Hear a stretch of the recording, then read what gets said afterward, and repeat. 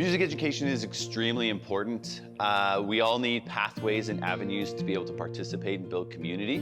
When I think about all the things that we do in our school, it's very rare that we're going and working with students from across the board, across the region, all collaboratively. Often our schools are competing against each other, but here we're unified. We're winning together, we're working together towards the same goal. In the classroom, I think students have a really great opportunity in their day if they take music to try something that is not desk-based. We're playing, we're working together all the time.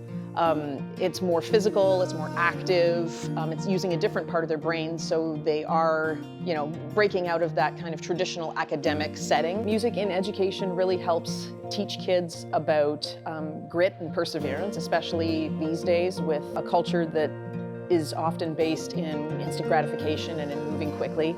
The importance of being able to stick with something. I love music, honestly. It's just always been a big part of my life. In grade 7, I would watch all the other older cello players from WCI, and I really just thought that it'd be a super cool experience. So as soon as I got to the school, I was like, put me in the orchestra, let's do this.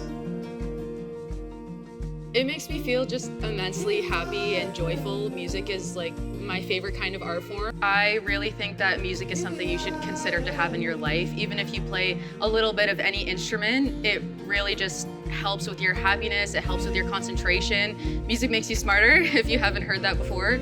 And it's just an art form like any other, and having art in your life is really just helpful all around. You get to choose your own way to express yourself through the music, and it has helped me in the rest of my life because I have learned more about my personality and figured out how to show myself through everything that I do. It's really helped build my confidence because when you're placed in a scenario where there are kind of like an orchestra, for example, where there are other people around you and you have a section kind of supporting you, you learn to play together with confidence because you're trying to work towards the collective of making music, and it's not about yourself or like what your own individual goals are. It's just about making the music, and that kind of unites people and gives people confidence, I would say.